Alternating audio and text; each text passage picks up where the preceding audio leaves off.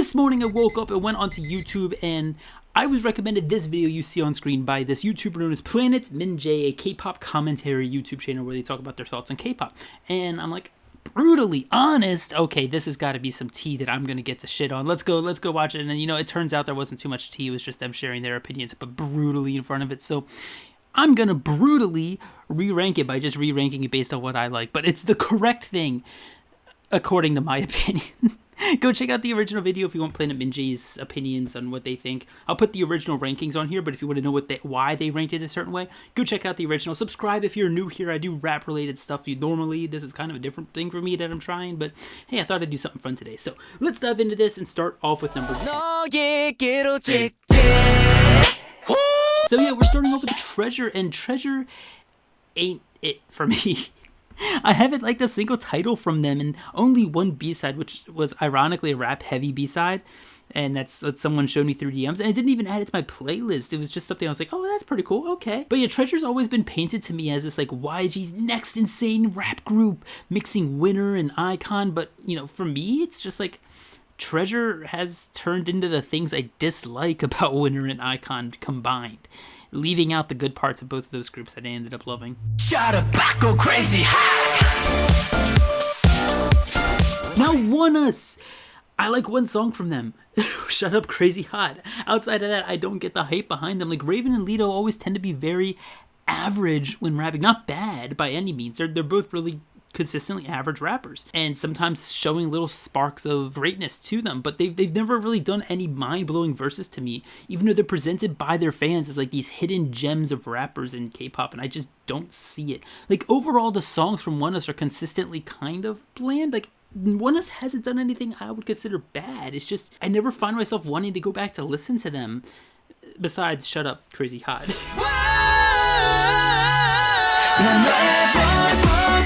The Boyz. I mean, I've tried to get into them, like, because there was a few people in our Discord server come join, like, in the description to talk about this stuff. We're very open and friendly to all opinions, but yeah, there were a bunch of Boyz fans on here, especially last year, and I really tried to get into the Boyz music, and I just can't. Outside of Sunwoo, who I'm very hyped about as a rapper, I just can't see too many good things from them. Most titles just miss for me. They're kind of boring, and their B-sides are always kind of subpar for me. Like the only song I've ever added to my playlist from them is their debut, when they debuted back in 2017.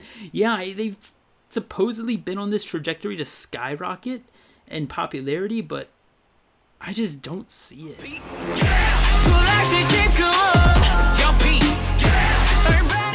MCND, this is the original posters, Planet Minjay's first, but for me, they're just so disappointing. Like, their pre-debut, I remember when that came out, and it was kind of advertised, or at least promoted to me as this, like, next insane rap group I need to look at, but 3 years later, and the rappers still haven't gotten more than 4 bars on a track.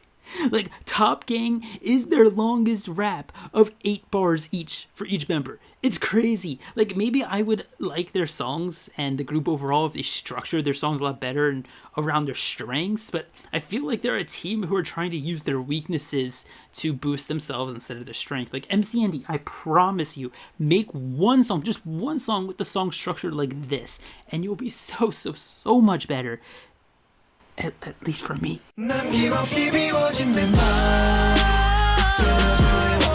CIX, I'm kind of surprised at this high, but CIX's debut slapped for me. Now, I didn't do anything to talk about it besides a reaction back in 2019, but ooh, Movie Star and What You Wanted are such tunes, and that's what carries them up to this number 6 spot. Like, after that, though, it's all seemed to go downhill, and spoiler alert is the exact opposite trajectory of TXT for me, which we'll talk about soon. But you can like check out my reaction to CIX when they debuted in 2019. I literally loved Movie Star, as well as What You Wanted, and I still listen to What You Wanted all the time because I still think it's the best thing they've released ever.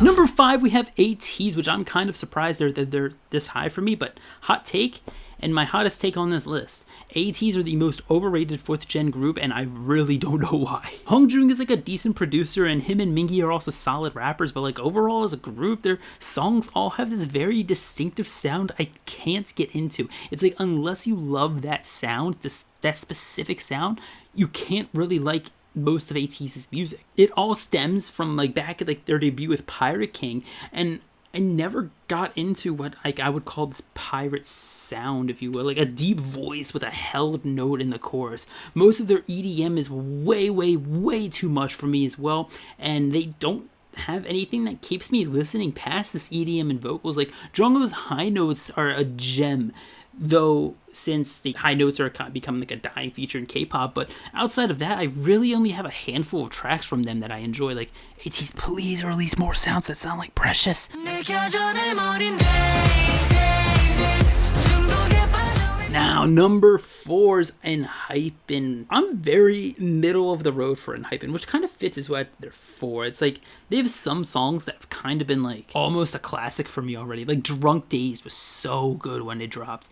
But then another time they'll release like a one and done listen for me like Fever. And I don't know, I'm just really happy they don't force subpar rapping on us like most 4th gen groups overall do. Like they don't push rapping, even though Future Perfect kind of did. But overall, outside of that, they normally don't push it and just go for vocals, which I love. If you're good at vocals, stick with vocals. You don't need to rap. And I feel like a lot of K-pop forgets that.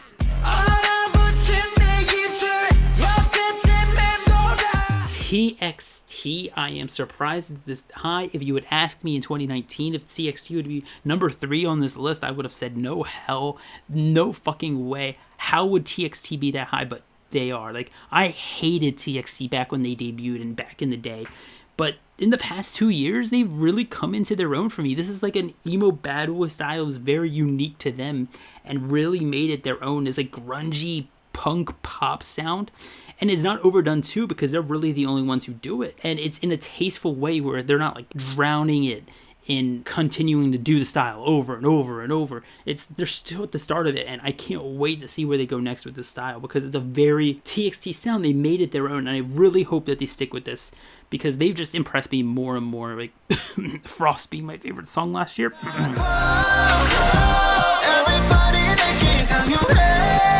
Oh my god, P1 Harmony. This was originally ranked 10. P1 Harmony are so good though. Like they have some of the smoothest music and most well-rounded lineup. Like overall just music, if I had to listen to just one discography, it might be P1 Harmony's, even though they're not number 1. Obviously, I'm a rap channel, so I can't confidently say P1 Harmony is like the best vocals, but I do find that their vocals are some of the cleanest as well, and just some smooth, fun to listen to singing from like Kiho and stuff. And then not to even mention their rapping, which is like Jongsub and Intak. Oh my god, their rapping so good. Second best 4th gen rap line at this moment behind Stray Kids. Like, it's insane how good Jongsub is, and Intak is amazing too. Like, they are up there in raps. Yeah, I just find myself consistently going back to their music over and over, and I am not complaining about that because they have quality music to me.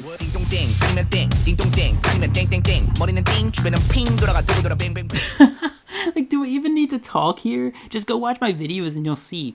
Honestly, Ordinary and Maxident have been such a huge resurgence since their past 2 eras of Clay, Yellowwood, and In Life. Like, Ordinary is genuinely one of their best albums musically since Miro, and Maxident was a genuine quality follow-up that didn't disappoint. And also, I didn't mention the original video's opinions at all, but they mentioned quality over quantity? Like, Stray Kids only focuses on what?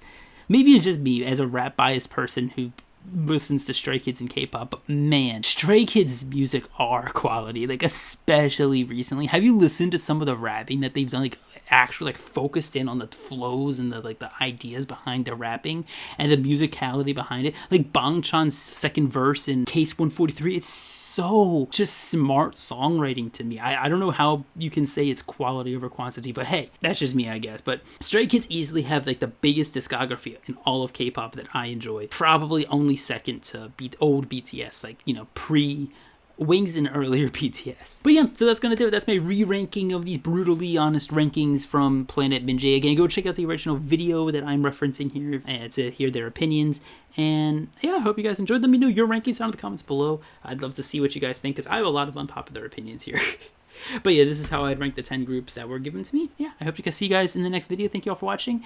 Please subscribe if you haven't already, and I'll see you next time. Bye, everyone.